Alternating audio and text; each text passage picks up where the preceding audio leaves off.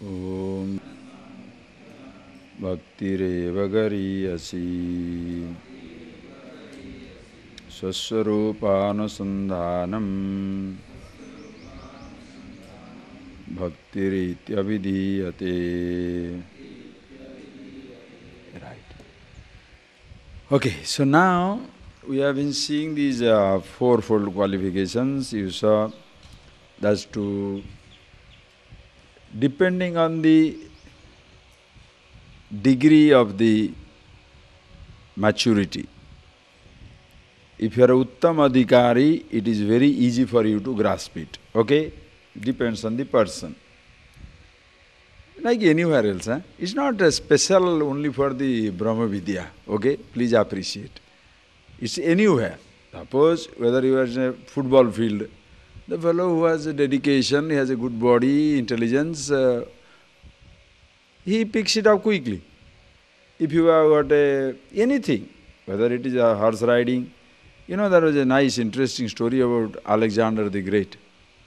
When he was a child, very young boy, 10, 12 years old, but he was taking tremendous interest in horses. So one day, an Arabian horse merchant, he brought one Arabian steed and gave it to the king. And when they saw that steed, that horse, everybody was very happy and everybody wanted to take a ride on it. Whenever the rider comes near the horse, the horse goes crazy, boom, throws them out. He's so powerful, nobody could control him. Everybody wants to ride that horse, but nobody can ride it because he throws them everybody out. Then Alexander's father was worried as there is nobody who can control this beautiful horse because he wants to keep it. Alexander comes in, and he is a 12-year-old boy that time. And he comes in and effortlessly mounts the horse. Everybody is surprised. How come nobody could do it and he goes and touches the horse and rides the horse? Then naturally his father asked him, how did you manage? When expert riders cannot do it, how did you manage? He said, I was observing the horse. It was against the sun. So his shadow, the horse's shadow was in front of him. The moment somebody tries to go up, that also moves along with the shadow. So the horse goes crazy. So what I did, he put the horse towards the sun. So he did not see his own shadow, neither he felt somebody riding him. He went. Intelligence. All matters of intelligence. So same thing also. People usually think, if you cannot do anything, you must come to religion. That is, average person's perception is, when you fail in everything, religion is the last resort of the scoundrel. That's what they say. Politics is the last resort of the scoundrel. When you can't do anything, either you should join politics or you should join religion. Because to a politician, you don't need any qualification. To be religious fellow, you don't need to be qualification. As far as if you can cheat, you can. The better ways you can cheat, best it is. Dangerous. That's not right. Here, we don't become religious, we don't come to this knowledge for somebody's sake. Adhikari is the one who come to this knowledge for his sake. Are you getting that point? You don't come here to get training for what? So that I can go and teach people. That's a wrong idea. How are you going to teach somebody unless you have learnt it? Are you getting that? How are you going to teach somebody unless you have learnt it? So the purpose, the motivation for learning is not to teach others, but to help myself. When I help myself, when I bless myself, thereafter, absolutely no problem. You are excellent. Happy with yourself, absolutely happy with yourself. So once you see that is why you, depending on the maturity of the person, suppose a very high grade of maturity, discrimination, dispassion, mind is at rest, he can understand it just like that. Little mediocre, takes some time. Manda, dull, takes some time. But both mediocre as well as the manda, the dull one, in the process of learning, you pick up. you become more and more mature. It is like a tiny little bit of, just a spark of fire, but given in the right circumstances, it becomes a conflagration. Huge fire it becomes. So you have come with little interest, not knowing what exactly you want in life. But as you come to discover, oh my God, it's fantastic, you become matured, and in the process you get ready to appreciate this reality. Okay, having told this, now usually this is the standpoint, usually this adhikari means viveka vairagya talked about. Suddenly an average person may think, what about Ishvara, God? It is all about knowing about myself. Therein beautifully Shankara brings in moksha karana samagryam bhaktireva garyasi swaswarupa anusandhanam bhaktiriti avidiyate. Lovely, again remember that line, definition of bhakti. How devotion also must be there. Moksha karana samagryam bhaktireva garyasi. Moksha karana samagri. Those factors which helps you in getting liberated, knowing about yourself, in the samagri, in those factors, bhaktireva garyasi, devotion takes the supreme place. Why? Because devotion is a sense of helplessness. The more helpless you are, the more devoted you are, your mind also will be matured. Because when I discover my helplessness, I surrender to somebody unknown. At this moment, God is not known, but I know I am limited. It is not within my capacity to get out of the bondage. I surrender. And who is surrendering? Listen carefully. Who is surrendering? Individuality is surrendering. Since I cannot handle this, O Lord, please take care of me. So the individuality surrendering unconsciously.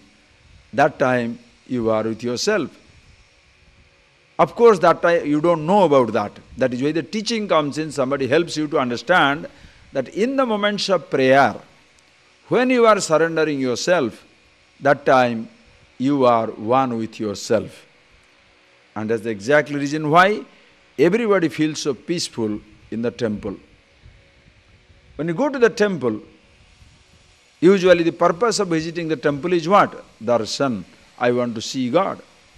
But when you go there and stand in front of the sanctum sanctorum, you close your eyes. Why do you close your eyes? In fact, you don't close your eyes get closed. Do you see things by closing your eyes? So come to have the darshan of God with your eyes closed? No, your eyes get closed because at that moment, when you stand in front of the sanctum, your eyes close because not only God is outside in that form represented, but also within in the formless that you are. Unconsciously you are returning to yourself. That is why bhakti, devotion. Devotion, understand, devotion is not a helplessness. Devotion is not a bribe. God, you give me this, I give you that. You understand? Most people like that. If my son gets the job, I give you a diamond. If my daughter gets married, I give you a laddu. You mean to say God is looking for your diamond and your laddu or what? That is for our satisfaction I do it. And then, so many times we have seen, you want to give something to him, first find out what is that he doesn't have. He has everything, he is everything. It's like you come to see me, this is our ashram, you come to see me, you pluck one rose from our garden and go bring it to me. Swamiji, this flower. What?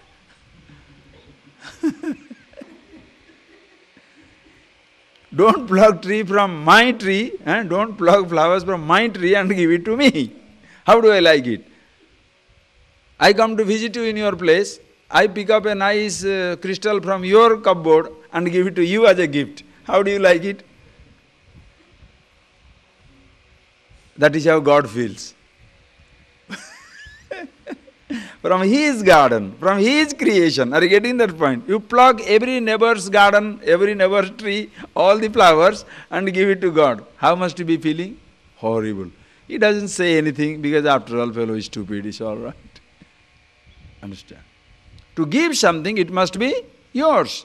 Only one thing is yours. Your individuality, ahankar. That is the one can you give. That is why Atma Tattva Anusandhanam, Saswarupa Anusandhanam, Bhaktiriti Avidiyate. Swaswarupa Anusandhanam, Bhaktiriti. Bhakti, Avidiyate, devotion is defined as Swaswarupa Anusandhanam. When you look at yourself, inquire about the nature of your own self, that itself is the highest devotion. Why?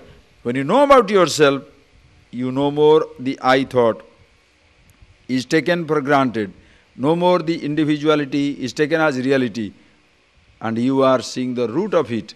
And that is the highest devotion, because at that moment you know everything belongs to Him. Ishvara alone is existing. We'll see that as time comes. Ishvara. That is why devotion helps you to also create your adhikaritvam, your maturity. Reason? By chance it so happens, there is a moment of forgetfulness. By chance it so happens, there is a time your thought is really bugging you. You don't want a particular thought to come, that comes up with a devotion. Oh Lord, why this one is coming again and again? Please take care, please take care.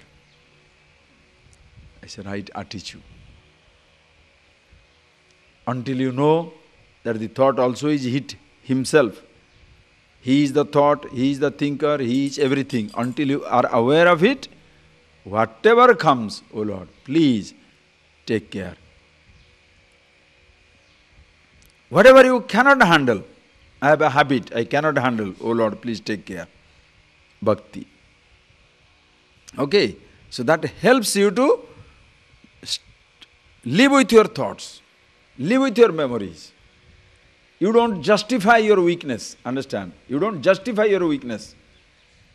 You are ashamed of your weakness and you say, God, please take care of it. Meaning, I am not going to succumb to this thought anymore. Please, God, take care. So that also helps you in creating the right mood. So, Saswarupa Anusandhanam Bhaktiriti Avidiyate. When you, who I am, what is this nature of myself, when you know that, that is a bhakti, because after that alone, true devotion begins.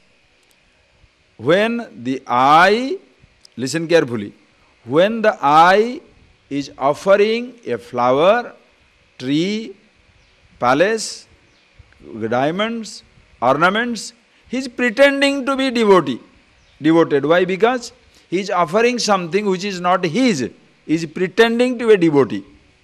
When he gives himself up, that is real devotion. Are you getting that point, please? It's like a child playing the game. But that is how you have to start. You can't start with giving yourself up. That's nonsense. That doesn't work. No person can ever begin like that. You start with giving something. That is why when you do that homam, rituals, fire ritual, what is that? Vishnamedam swaha namama, Indraidam swaha namama, Agnaidam swaha namama. It belongs to fire, not mine.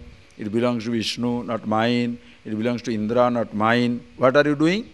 I am offering rice. This belongs to Vishnu, not mine. This belongs to Agni, fire, not mine. This belongs to Indra, not mine. Slowly you replace the little rice with body. This body is yours, not mine. This sense organ, yours, not mine. This thought, yours, not mine. I am yours. Finished. The rituals, that is why it like a baby. You start with that and end up with giving yourself, giving up the giver. But if you continue to do the ritual, then competition, competition. You gave only rice, I gave ghee. Oh, you only gave silver, I gave gold, as though God is looking for platinum. Are you getting that point, please?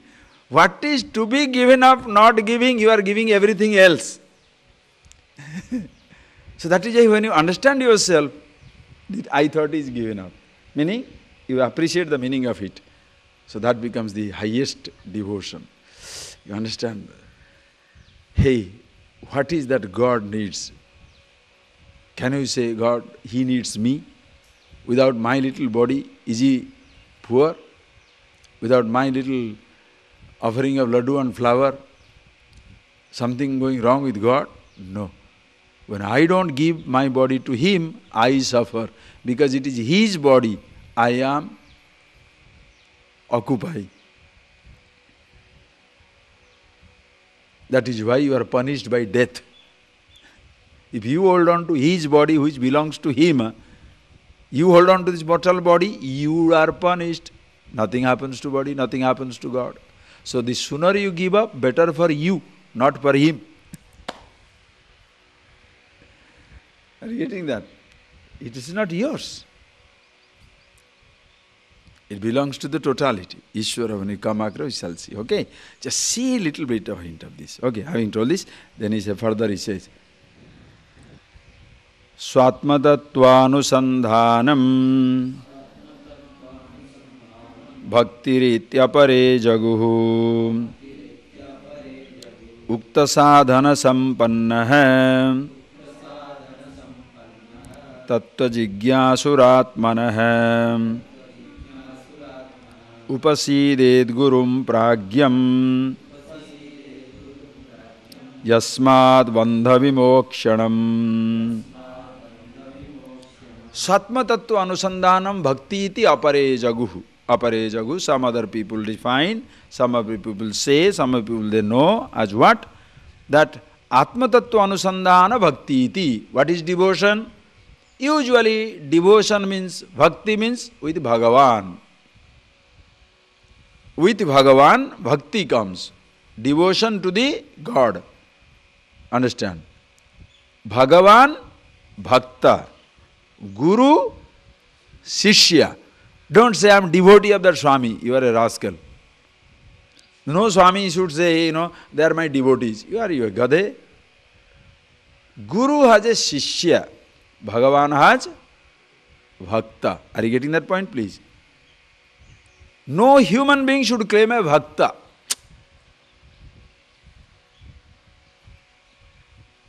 You must see it clearly. It is not a mistake of the people. It is a mistake of the gurus who destroy. The other day when I had been to Kathmandu, it happened. A few 10-15 years back, the person was one man told, Swamiji, next time when you come, you bring your devotees. I said, I have no devotees. He said, what? What Swamiji you are talking? I said, yes, I have no devotees. Really honest, I am not telling you joke. I don't have devotees. I have students, but I have no devotees. He smiled. I said, you want to understand? Please see. I have millions of rupees. Everybody calls me uncle. The day my rupee money goes, nobody calls me uncle. So whose devotee they are? Mine or of money? So they are devotee of my money. I am young and handsome or beautiful. So my telephone continuously rings. Hello, are you? How are you? Are you free? Everybody. My youth goes, nobody rings me. So whose devotee they are? Me or my youth? When my youth goes, nobody rings me. So whom are they worshipping? Whose devotee they are? Me or my youth? My beauty goes, I don't get any call. So whose devotee they are? Me or the beauty? My job goes, as long as I am in the job, everybody namaskar, prostrates, hi, hello, salutation. The day I retire from the job, nobody looks for me. So whose devotee they are? Me or the devotee of me? They are the devotee of the powerful job. If I am not talking about God, if I am not talking about the truth, if I am not talking about the self, nobody will come to me. As long as I am talking about the self, God, everybody comes to me. When I start talking about the cinema, movie, market rate, everybody goes away. So to whom they come? To me or to the truth? Ishvara. Right. Are you getting that? So whose devotee you are? God's devotee. Only difference is, at this moment, maybe I know it, you don't know it. So how can a person claim that other people are my devotee? For the Guru, it has got only Shishya. Bhagavan has Bhakta. I am a devotee of God. I help other person also to be devoted by helping him to understand himself. That is why Swatma Tattva Anusandhanam Bhakti. Swatma Tattva Anusandhanam. The searching for the one's own self, the Anusandhan, inquiry, that inquiry unto one's own self, that itself Bhakti iti. That itself is devotion. You want to be devoted? Know yourself. Because only when you know yourself, happily you shall dedicate, give away what all you consider yourself to be. Your body is no more you, it is his. Your sense organs, no more you, it is his. It is no more, the thoughts are no more yours, it is his, it is hers, it is its. Call it Brahman, call it Devi, call it Deva. It definitely doesn't belong to you, it belongs to the totality, Ishwar. Therefore, your devotion is complete. So that is devotion. Iti ukta sadhana sampanna tattva jignyasuratmanah. Atmanah tattva jignyasu, the one who is interested in knowing himself, ukta sadhana sampanna. This is the sadhana, this is the qualification with which he is endowed, sampanna. He entertains these qualifications. So viveka, discrimination, dispassion, all beautiful mental dispositions, desirous to be liberated, and also totally devoted.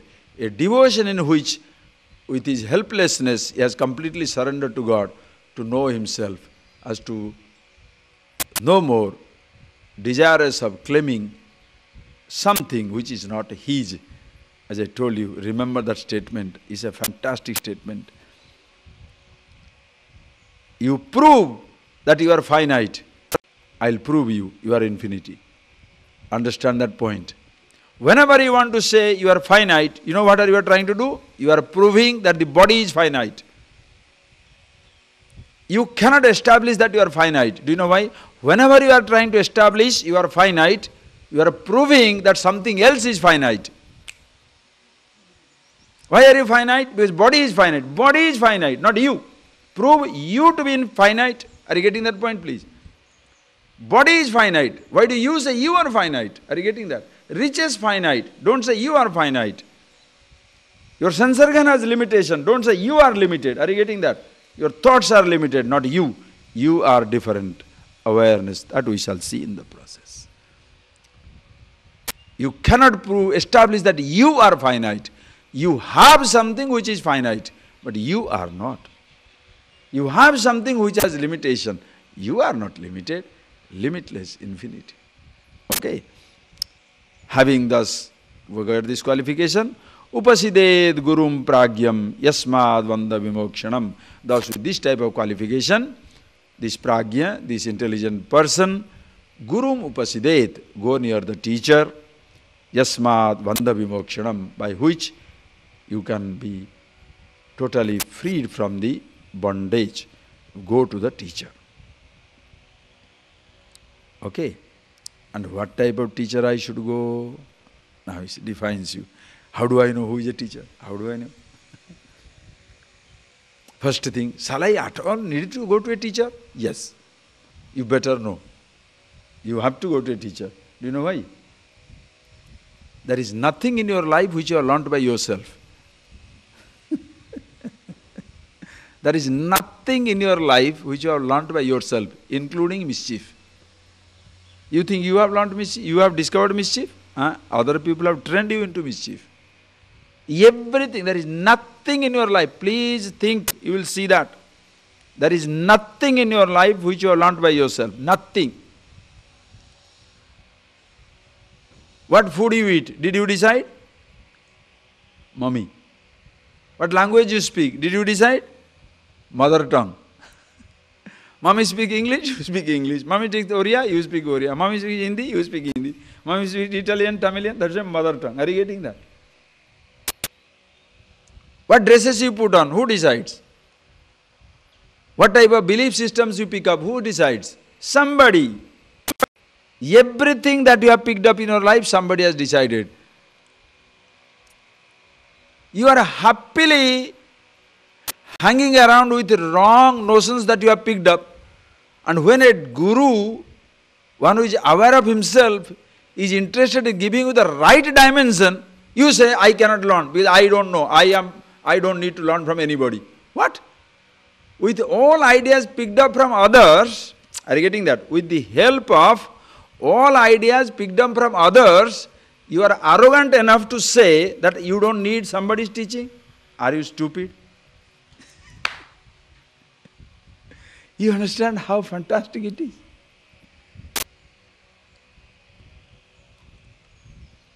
You did not have any idea about yourself. Listen carefully. It's fantastic. You did not have any idea about yourself. Then somebody gave you a string of wrong ideas about yourself. I am the body, I am officer, I am young man, I am a PhD, I am a FRCS, I am a moneyed man, I am powerful man. All these wrong ideas you picked up. And then you say, you know about yourself. You know about yourself? How do you say that? You have picked up all the wrong ideas about yourself. And as though it is your conviction. It's like a child is asked in the classroom. 6-year-old child studying second standard. Somebody asked him, when you grow up, baby, what do you want to become? Oh, I want to become aeronautics engineer. I want to be a space engineer. Now what does the 6-year-old knows about space engineering? What is he repeating? What his mama has told, what his papa has told. He doesn't know anything. But he thinks he is speaking. Like that. Picking up all wrong ideas about yourself. And what do you say? I am independent thinker. I don't want to learn from somebody. What? Everything that you are talking now, somebody has told you. You better learn to think. Only one person understands, a right type of teacher, a right tradition of teaching, Upanishads, help you to appreciate yourself. They don't give you a new identity. Mahadeva, we shall see in the process. The one who saves you from every confusion,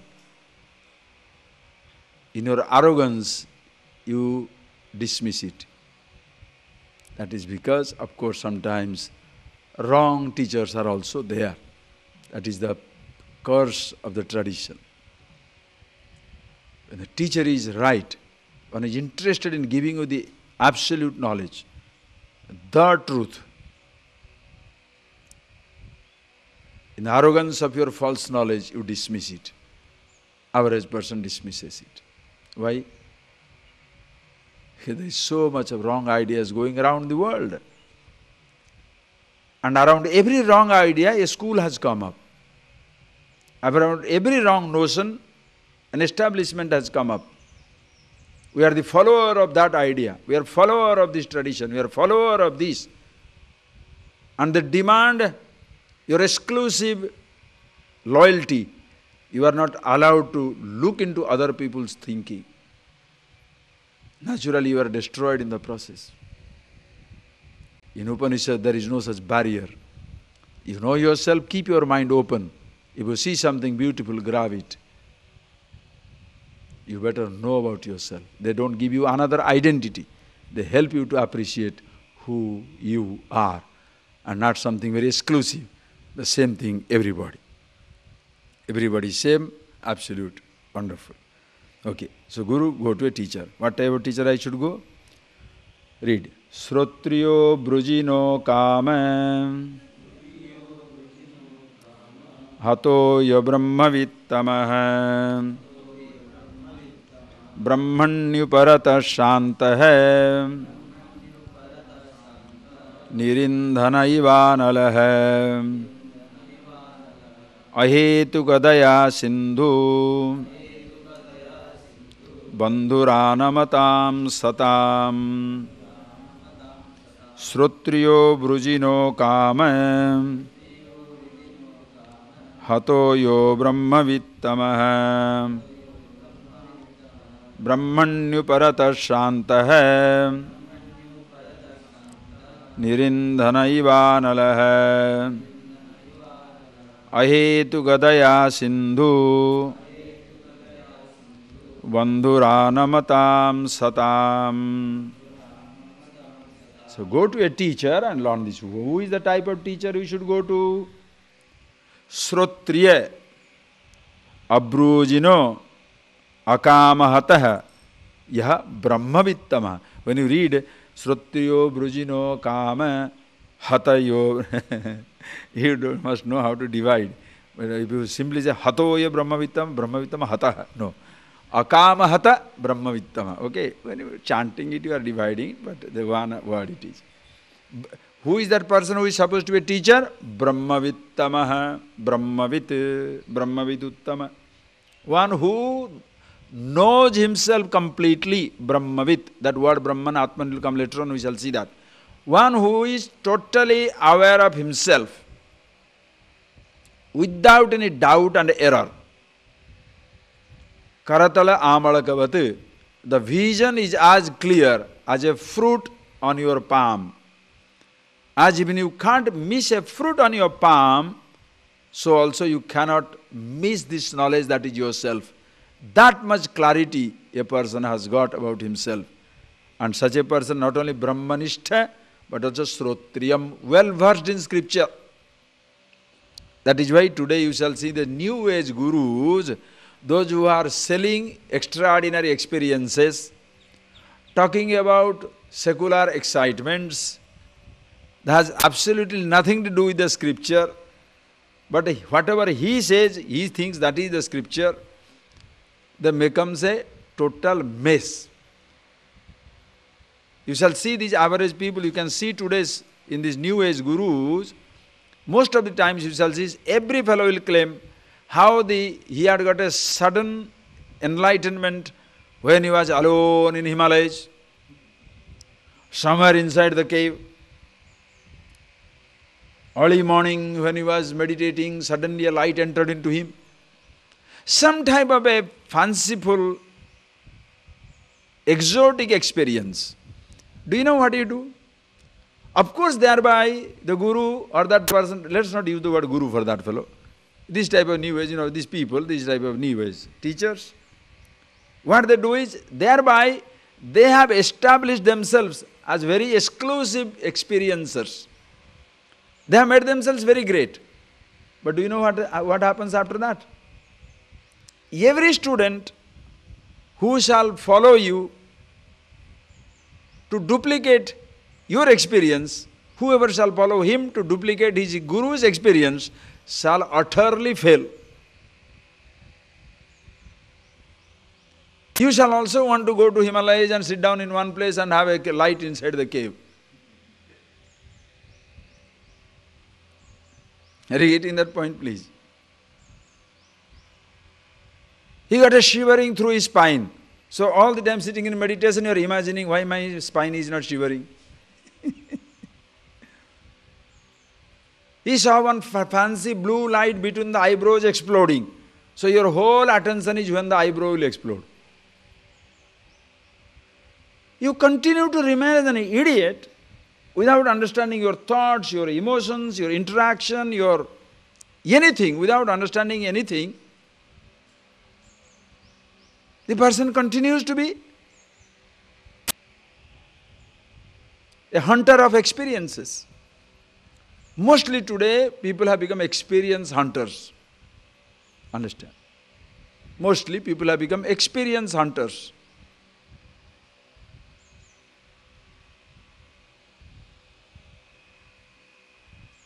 You come.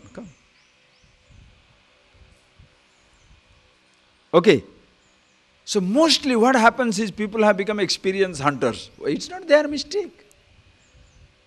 Are you getting that? If the teacher claims an exclusiveness, understand, if the teacher claims an exclusiveness because of a particular experience, what the students will do? They shall follow the footstep, they shall also look for the same exclusive experience. That is why everybody is waiting for a very exceptional, exotic sight or a sound or a touch or a taste or a smell. And what the person will say? Oh, when I was sitting down there, Swamiji, I was in meditation, suddenly this happened, what do you think of it? What is there to think about it? Does it change your thinking?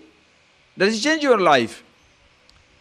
It is like you have seen the most beautiful, maybe Niagara Fall, Grand Canyon, Himalayan mountain range, African safari, the migration of the wild beast. After that, what happened to you? Nothing. One experience remains there, and you remain same crooked, same stupid, same useless. Same thing a person is looking, I got this experience, so what will happen? That is why Srotriya, well versed in scripture, the person must be Brahmanishta, abiding in himself, and well versed in scripture, because Upanishads talk about that absolute reality. And as I told you, you are the absolute, not because the book talks about it, because you are it, book talks about it. That is why when you see the revelation through these books and you understand the truth for yourself, you have an absolute clarity in your understanding. You know who you are and you know how to present it. Brahmanishta, you are abiding in yourself. Srotriyam, you know how to reveal it also. That's why it is a teaching tradition, not a cheating tradition, okay? It's a teaching tradition, not a cheating tradition, you know. I'll touch you, I'll put you this way, that is rubbish. There is no such thing. You listen, look. Suppose you say, no, if I touch somebody, it's a teaching tradition, not a touching tradition or a hugging tradition, okay? If suppose touching and hugging and smiling and looking and touching between the eyebrows and all that nonsense, top and bottom, everything will be working out. Why do you think Krishna should teach 17 chapters to Arjuna? He should have taken his conch and touched Arjuna's top or bottom, wherever it is. He should have looked at him and touched your eyebrows. Finish. Before the war, why 17 chapters wasting?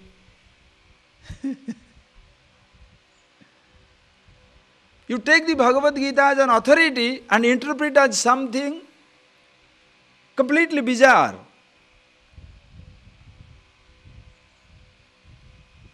Understand?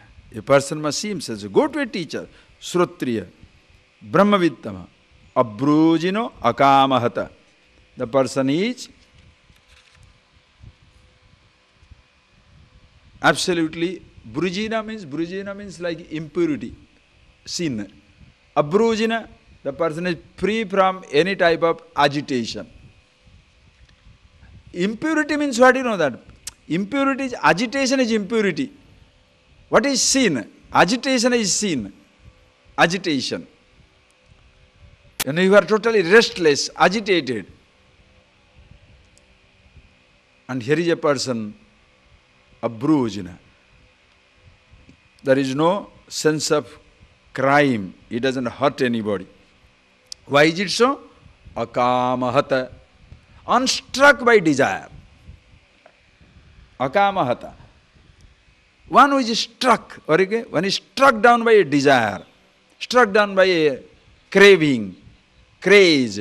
I want this. So if you don't give it to me, I punish you. Imagine a teacher becomes a greedy person. Oh, you have no hope. That is why in this tradition, nobody gives something to learn. First you must learn, then only Dakshina. Guru Dakshina means what? Are you getting that? Guru Dakshina is not given first. But nowadays again, New Age teachers, you should see that. New Age teaching, you pay this much, then only come. No. In this tradition, there is no such thing. You learn. What do you want to offer? You decide after you understand. The famous anecdote, story, in Upanishad it comes. Yajnavalkya was a great teacher. Janaka was the king. He invited all the teachers who can teach. They have an argument, discussion in the court. Yajnavalkya won the discussion. And when he won, he gifted him 1,000 cows, all with golden horn. Yajnavalkya won the debate. But he said, why should I take it from you? You did not learn anything from me. Just imagine. What can Janaka say? He sits down to learn. That's the story. He sits down to learn. And after he learns everything, what does he give? Not 1,000 cows, the whole kingdom. The whole thing is yours. This is my offering to you. What can you give for infinity? He said, the whole kingdom is yours. So Guru must have thought, Happa, now the empire I have got mine. I am going to sit down here and ask everybody to massage my foot. Huh? No. What did he say? Yes, son. Thank you for you to give me this offering of kingdom. Now this empire is mine. Run it like a trustee. What understanding? The teacher doesn't need it. You run it. But run as though you are running somebody's. Don't say it is yours. What tradition? Akamahata. Because if the teacher has desires, if the guru has emptiness, you shall be swallowed into that emptiness. The fellow will exploit you. He will destroy you. If you don't do my bidings, if you don't do what you want to do for me, you have no place here. What is this? If there's somebody, of course, I am teaching. If you have nothing to do with the teaching, there is no reason why you should stay. That's a different thing. But not because you did not give me laddu, you gave him the chocolate, you did not give me. Go.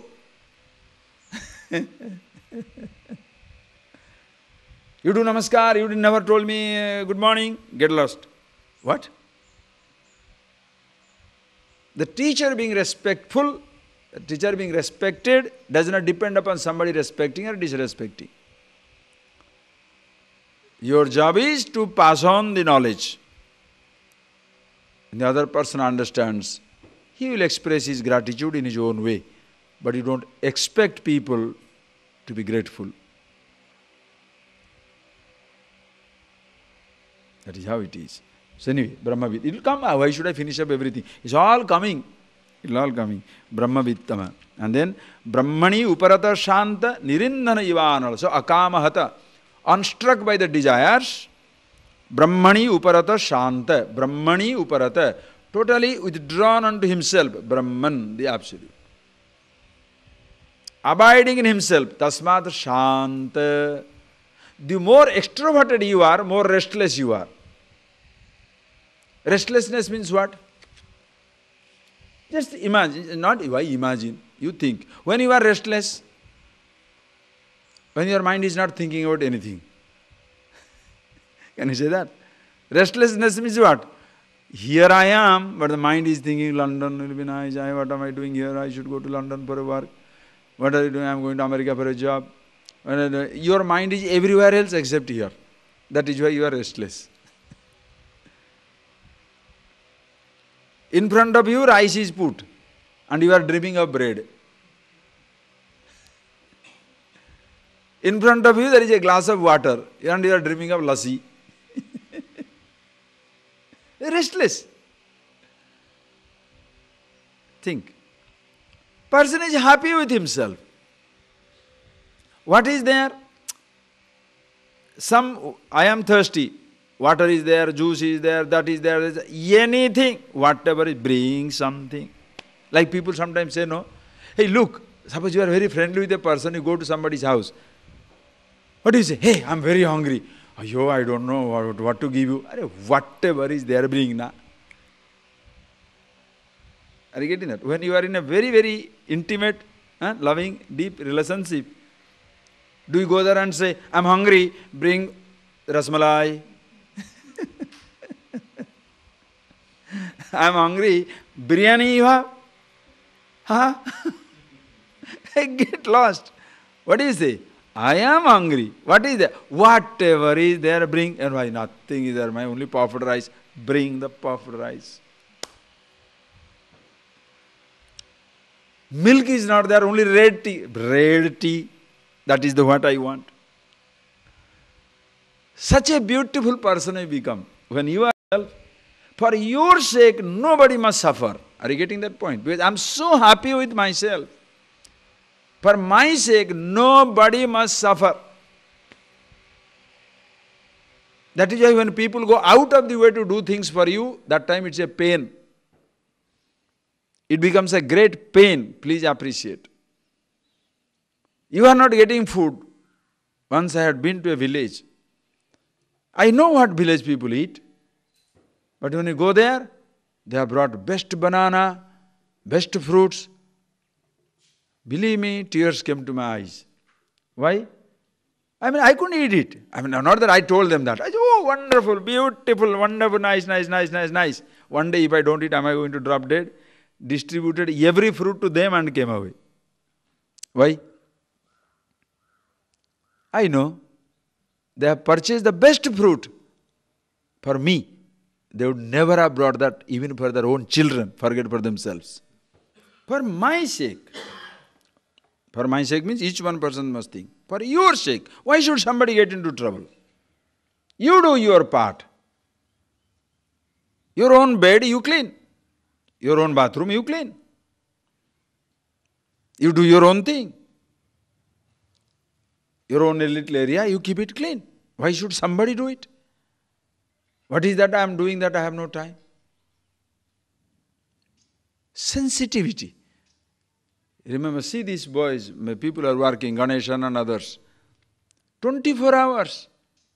That man is standing there from morning 6 to 6, watching other people coming in because they may steal the mangoes. And who is going to eat the mango? Is he going to eat it? Why is he watching it? Everybody can eat it. And what is you are doing that he shall be benefited? After food I am sleeping for 4 hours.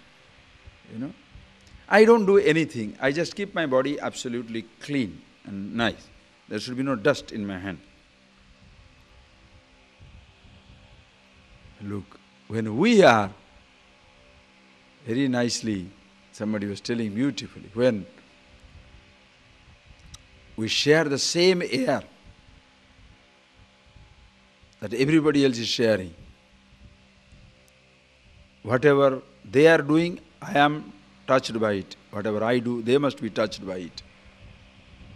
That principle must be there. Akamahata, Shanta. There is no definite, no cravings, no craze inside you. Because if you have that craving, you shall exploit and hurt people. Never. So such a person, Abrujino, Brahmani, Uparata Santa, what an example. Nirindana iva anala. Anala, nirindana iva. Anala. Anala means fire. The fire was burning because indana, the fuel was burning. Now the fuel is removed. There is no fuel. What happens? The Agni is Shanta. It gives you warmth, but doesn't burn you.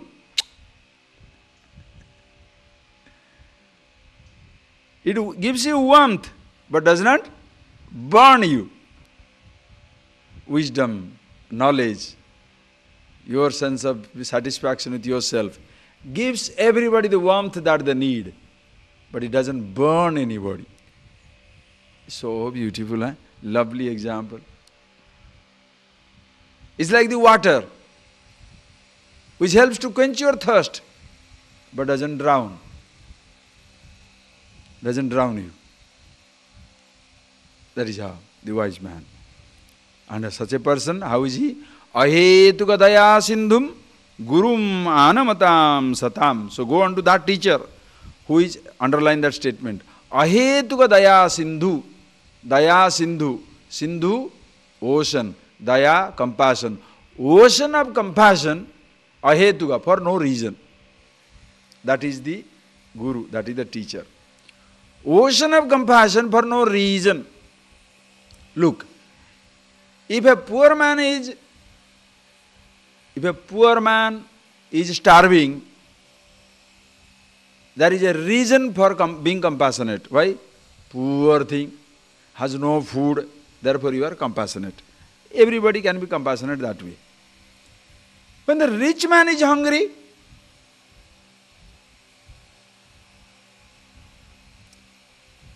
everybody will go away from him. This fellow is stupid. Yes, but everything is not eating. That is the time you need to be compassionate, because compassion is needed, because that person is rich, but he's so stupid. Are you getting that point, please? Ahetuka. There is no reason to be sympathetic to him, because he has everything. Same thing. The man is in reality happiness, in reality infinity absolute. You know he is happiness. You know he is infinity. You know he is immortality. There is no reason to be sympathetic about him. But poor thing doesn't know about it.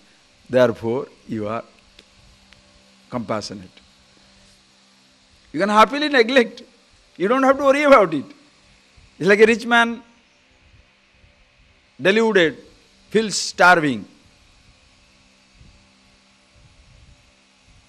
For a poor man starving, there is a genuine reason to be compassionate. For a rich man starving, you don't need to be caring. But if you are caring, that is the time you are really compassionate. Are you getting that point, please?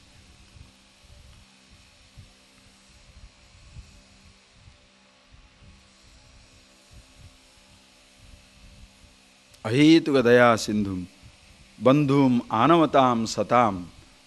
One who is bandhu, a friend of those people, good people, interested in Sat, the Absolute. Anamatam satam, those people who come and fall at his feet, meaning prostrate to him, meaning prostrate to that wisdom. Those people who have come and approached him for wisdom, for such people, he is a very friendly person.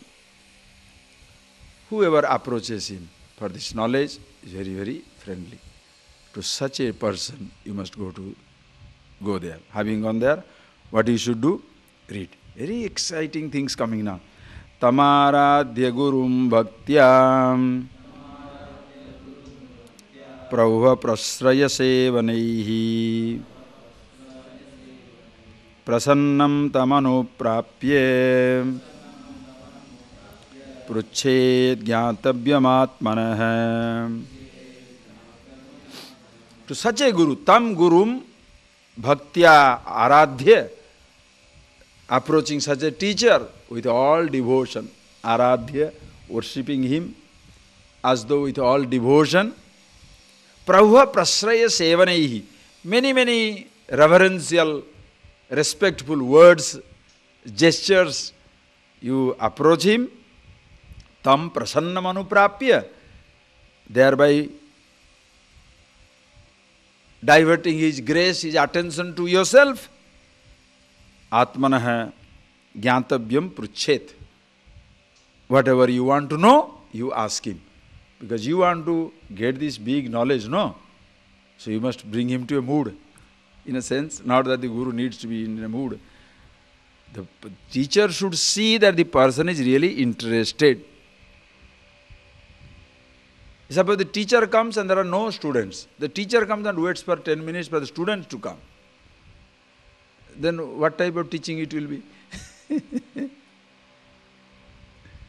By the time everybody is here waiting for this knowledge. When is the class? What time will be this? Oh, can I understand these things? Can I do these things? When you see the interest in the person, you are more interested in giving. Are you getting that? When you see the interest in receiving, you become more interested in giving.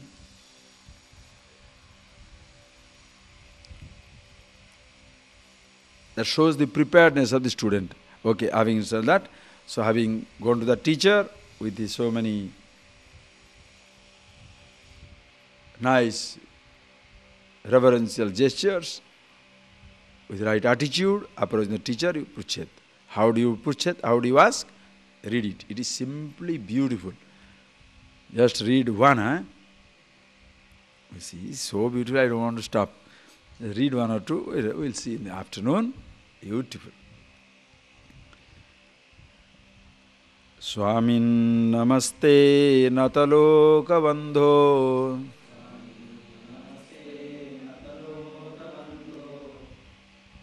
karunya sindho patitam bhavabdho Mamodharatmiya kataksha drushtya rujvati karunya sudha vivrishtya Swamin namaste nataloka bandho Karunya sindho patitam bhavabdho Mamodharatmiya kataksha drushtya Rujvati karunya sudha vivrishtya. This is my favorite verse. I always like this. Get it by heart. All these verses will come later on. Lovely rhyme, so sweet. And what he says, the student goes and falls at the feet. Swamin namaste nataloka bandhu. Hey Swamin, O Lord, namaste, te namaha. To you, my namaskar. Why? You are nataloka bandhu. You are the friend of the one who surrenders to you. You are karunya sindho. You are the ocean of compassion. You are ocean of compassion. And look at me. Patitam bhavabdho. I am drowning in the ocean of samsara. When you are the ocean of compassion, absolute freedom, look at me. Bhavabdho patitam. I am drowning continuously in this ocean of samsara, in this ocean of changes. Nothing seems to be steady in my life. Everything is falling apart. Everything is breaking down. Mamuddhara, please lift me from this drowning samsara, ocean of samsara. How does the teacher should rescue him? Atmiya kataksha drushtya. Kataksha, just with a glance from your eyes, just look at me. Meaning, can you share a little wisdom of yours? You are the ocean of compassion. One little kataksha, a little glance of wisdom, a little glance from you.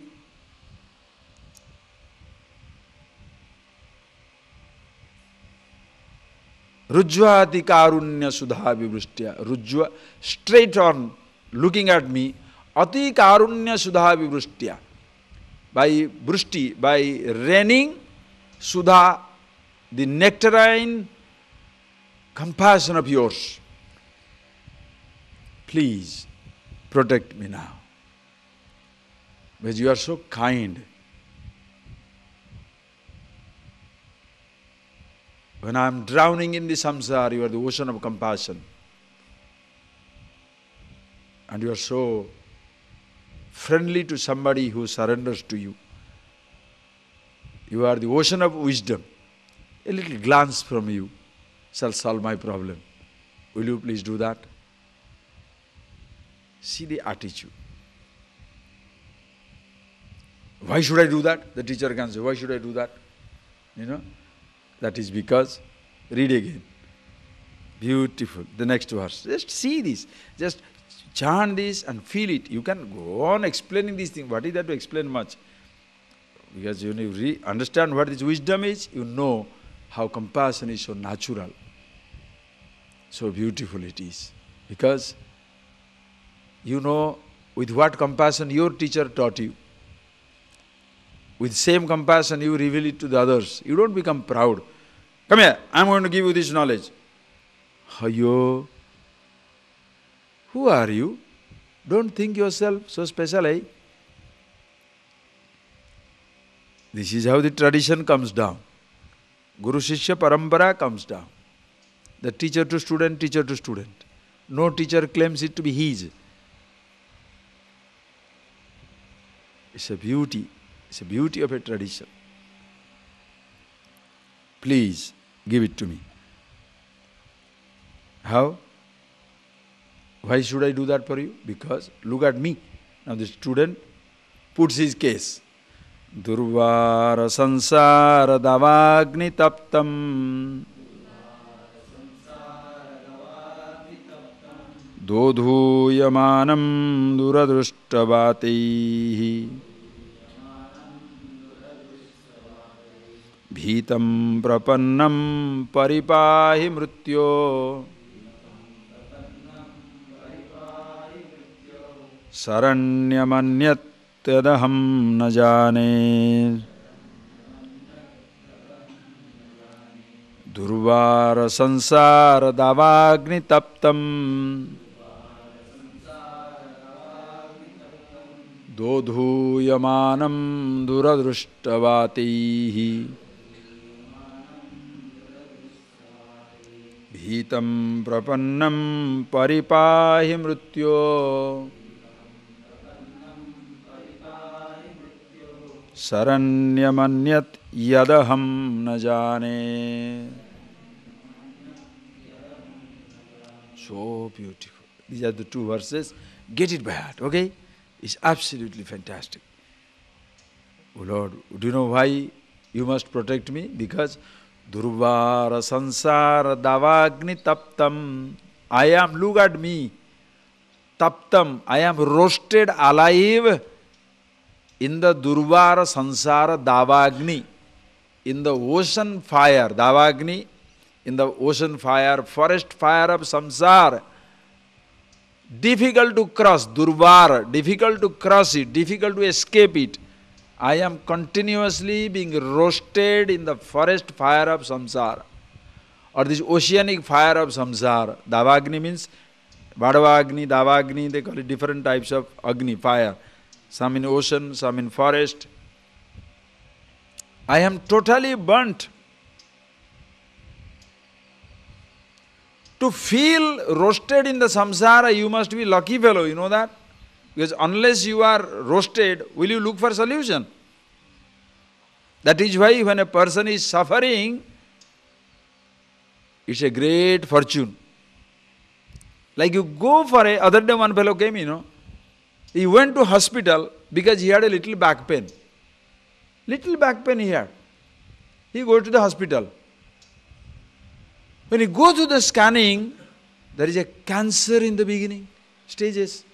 He went to small little pain, but he discovers cancer in the system.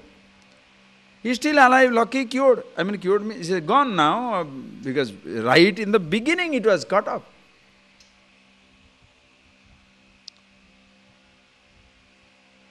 If he did not have that pain, what would have happened? The same case, in my case also.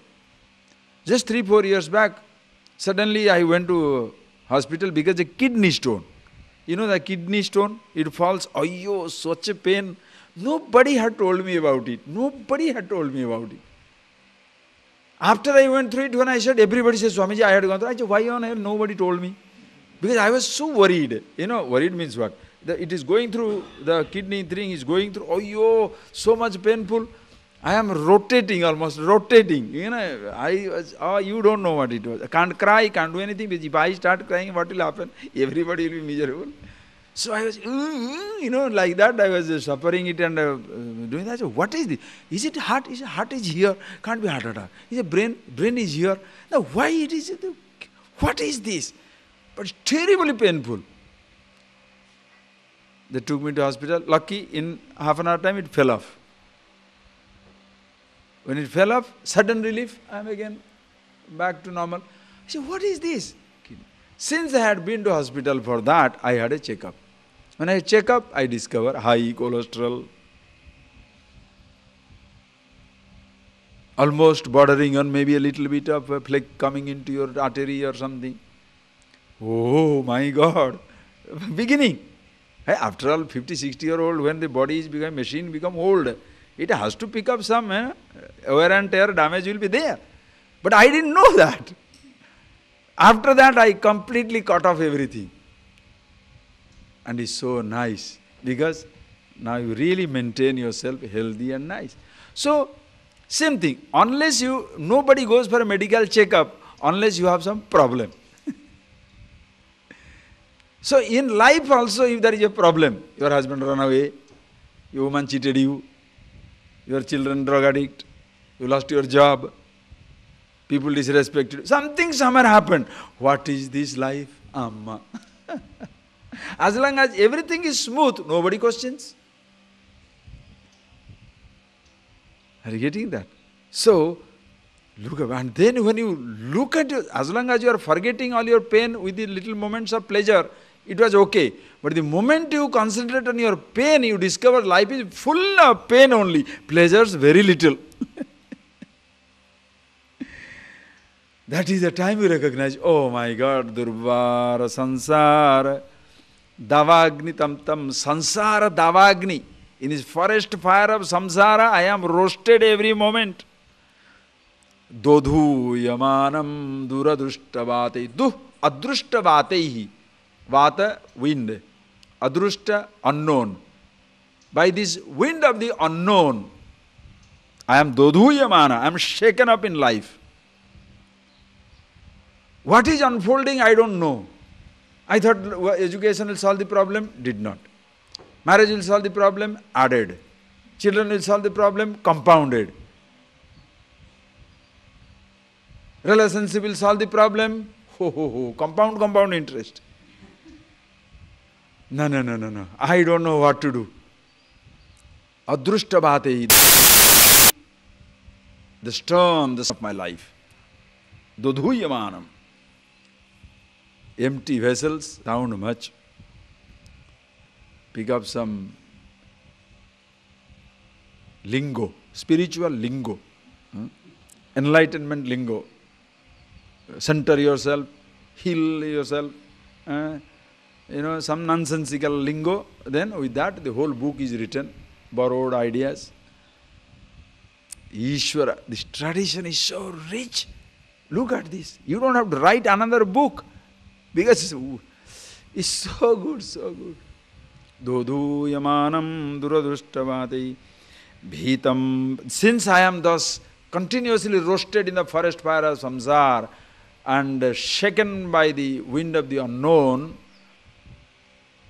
bhitam, prapannam, paripahi mrityu. I am bhita, frightened. Frightened of this death, change. Paripahi, please protect me from death. Why? Prapannam, I surrender unto you. I give myself to you.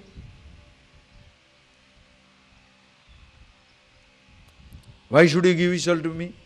Saranya manyat yadaham na jane. Aham na jane, I don't know. Anyat saranam, there is no other refuge. You are the one who seem to have crossed this ocean of samsara. Absolutely at rest with yourself. Please share this wisdom. Take me away from this. Give me this knowledge. So what the teacher does? Does he douse the fire? Does he douse the fire? Does he extinguish the fire? Does he stop the changes? No. Helps you to know yourself so that you, being the changeless, you enjoy the continuing changes. Changes will not stop. The forest of samsara will continue to burn. The ocean of the universe will continue to roar and change. But no more you shall drown, no more you shall be roasted. Who you are is absolute. I don't know how to get out of it, oh Lord, please teach me. When thus he says, now the teacher starts, we shall see that in the afternoon. Okay? It's beautiful. Get by heart these verses. Okay? Close your eyes.